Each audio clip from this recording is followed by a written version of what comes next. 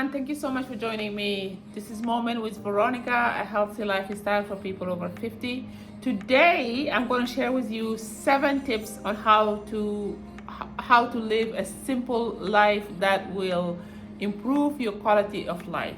So the 5 steps that I'm going to give you is about how you can actually things that you can do on a daily basis to improve the quality of your life. You know, sometimes when you go around in life, you find yourself kind of lost in a way that you don't know what direction you're supposed to take, while everybody else is, doing their thing. They seem to be happy. They seem to have projects and activities that they're doing, and you feel like, you're not doing anything, and it can be very frustrating and helpless. So most often we tend to ask our friends or our confidant and talk to them about how our feelings are and how frustrated we are with those kind of feelings, that we don't have sense of a direction. But I'm here to tell you that most often the answer is within you, because you are the person who really understands yourself, who really are in touch with yourself in a deeper level. So I'm here to encourage you to sit down and to think about what you want. So let's get to work. You want to take a paper and a pencil and sit down and start to think about what do you want. And as you start to think about those things, you need to write them down. Write it down step by step. What are the things that you want to do? What are your vision in life? And write what you want, and then answer those things that you want to do, or what you want, by how you are going to do it and how is that going to make you feel. And guys, don't just gloss over it and say, okay, I want to do this, I want to buy a car, I want to move to a new state. Whatever that vision is, make sure you take the time to critically look at it, question it, challenge it, because you want to really understand it, that this is really what you want. Instead of just saying, okay, I'm just going to write down that I'm going to make more money and I just need to get another job. You can do that. There's nothing wrong with that. But I think if you don't take the time to do the work and to understand what you want, it's not going to last long, because the moment you get another job, if that's the case, and you get tired of it, you get rid of that job and you go back to the beginning by wondering about what are you supposed to do in life. So I'm here to motivate you to take leadership of your life, to take charge, to make action, to do things happen for yourself, because nobody else is going to do for you. And then think about it. If you don't do the work, who else is going to do the work for you? And it's worth your time. It's worth your action to take charge and to do things for yourself. So the 7 tips that I'm going to give you, number 1 is managing your social media time. Guys, when you are on a social media, it's a time waster. You are there for hours and hours and hours, and you're not even realizing how many hours you be on it. Because I know I'm guilty of that too. It's like a rabbit hole. You go in and there's this and there's that, there's this and there's that. There's nothing wrong with going on social media, as long as you manage your time. Use the tools that is available to you to manage your time on social media. For example, screen setting is so critical for that. You can have the screen setting set up so that when you are on social media, you have just certain times to do whatever you need to do over there, and you need to move on. Okay, you're not dwelling on going here and here and here. You have 30 minutes, you have 30 seconds, you have whatever time you set it for. When that time is over, it is over. Time to move on. Okay, number 2 is about you and your job. Okay, it's good to do a good job. It's good to be an overachiever, but don't forget to to have boundaries with your job. I'm guilty of that, because I work from 9 to 7. I mean 9 to 5, and there is always a tendency of trying to overwork. Going back to go to work, and you realize that after 7 hours or 10 hours, whatever the time you are set for your schedule, things are not done and these things are need to be done, and you are over sitting there and try to complete it after your time is over. Like I sit down sometime until 6 o'clock. For what? Nobody's going to pay me more money, and it's not going to make me any more money than I am making, but it's costing me my time. So time is money, or sometimes I go in early. For what? So now I'm setting my boundaries. I go there at 9, I leave at 5, because you need to have that control.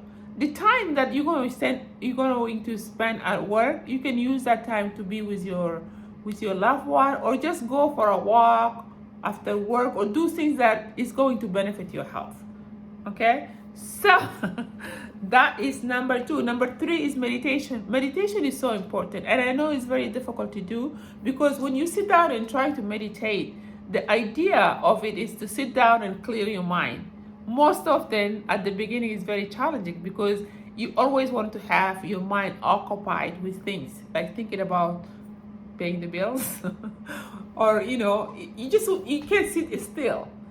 But it won't work if you're not sitting still, and it's very difficult, like I said. So you need to really start with a very limited time, like maybe 1 minute.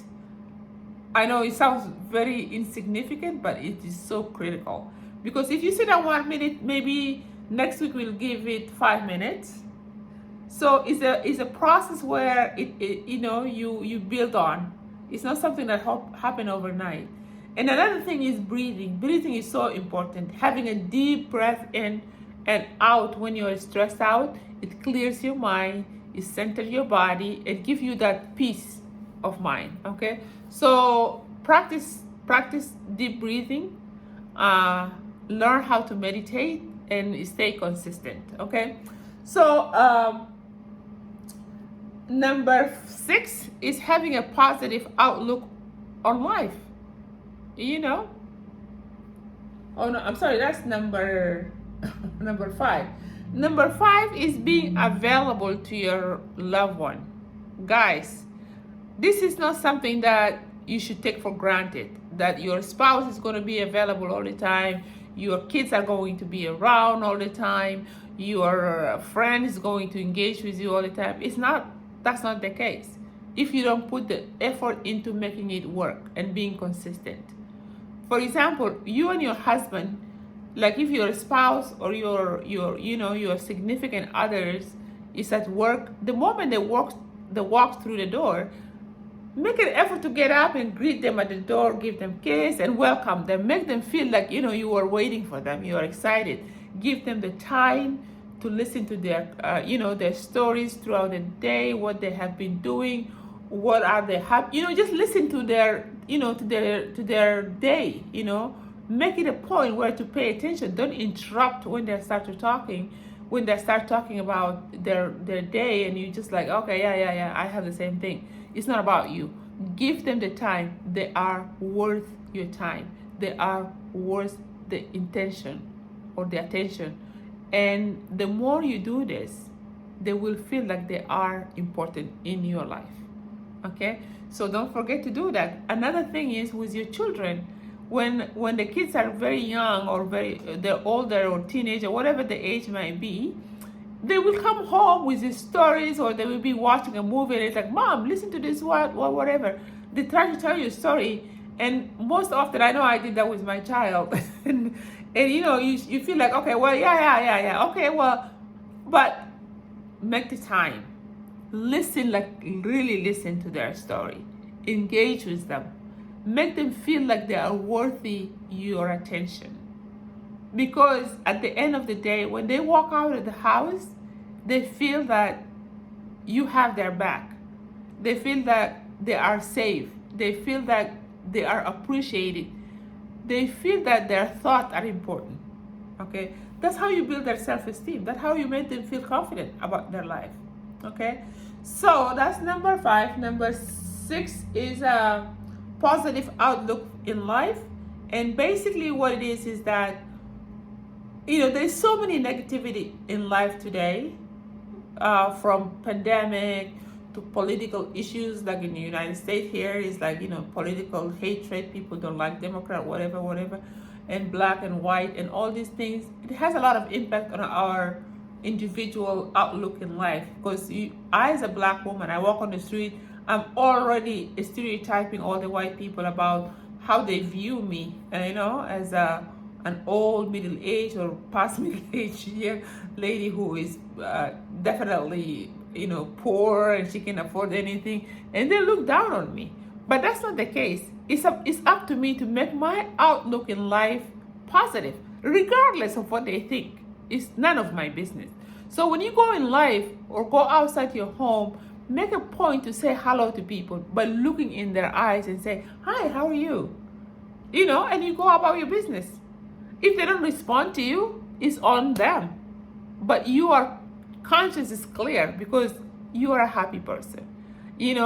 You see somebody who has a nice dress on or nice suit on, compliment them and say, "You know what, that suit brought that beautiful green eyes," whatever, Just complimenting people. I know when I was going to visit my daughter last time, I was in New York and I went to Starbucks drive-through, and there was a lot of traffic going. It was that kind of a crossroad where you can cross it and you have to wait, and then when you're waiting, anyway, it was just difficult to cross. So these two couples were going to the Starbucks, and they, signal for me to cut in front of them. So I cut in front of them. I was very excited. I'm like, "Oh my God, they are very nice."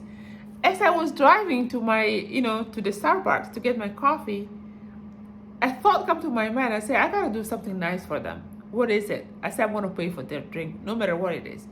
So I use my debit card and I say, charge the card based on what they ordered. And I just drove away. I felt so good because somebody did something good for me. And I felt like I'm doing something kindness back to them.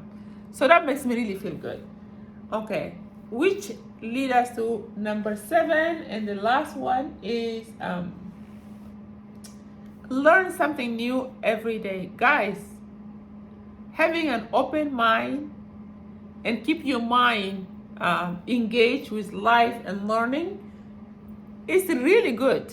Because listen, I know I'm not an expert in a lot of things, but how beautiful it is when somebody say to me, like I go to the doctor office and the doctor say to me, "Veronica, you have a low blood pressure." And I said, "Oh, like what is the number?" Like stuff.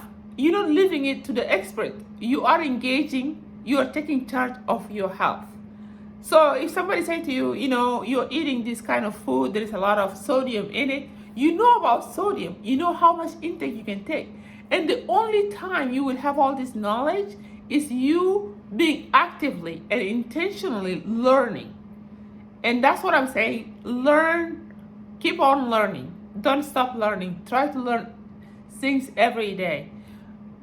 For example, I get books like self-help book. I read a lot of things about things that I want to learn about, right? I go into detail. I know things about, for example, depression, because it is part of my work. It's also affected me, and I need to know what medication should I take, or should I take medication anyway. So when I go to the doctor, I am engaging with my doctor about options. I'm saying I am in charge.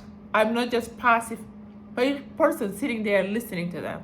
I'm engaged and I'm asking them a question that is valid and has substance. And that's not going to come with just you sitting down. You have to intentionally pick up a book, learn something. Like I said, for me, I read 2 pages a day if I'm so tired. Make it a point to read 2 pages a day, every day. Before you know it, within a day or 2, that book is over. You grab another book, and the more you read, the more smart you are becoming. Okay? So with that, I'm going to end my presentation. I thank you so much for being patient, and hopefully we'll do this again next week. Please don't forget to subscribe and hit the thumbs up when you are so you can get new content. And don't forget to put comment down below, because I really wanted to hear from you I want you to be a part of my channel, to engage with me and to share ideas and information. Thank you and have a good day.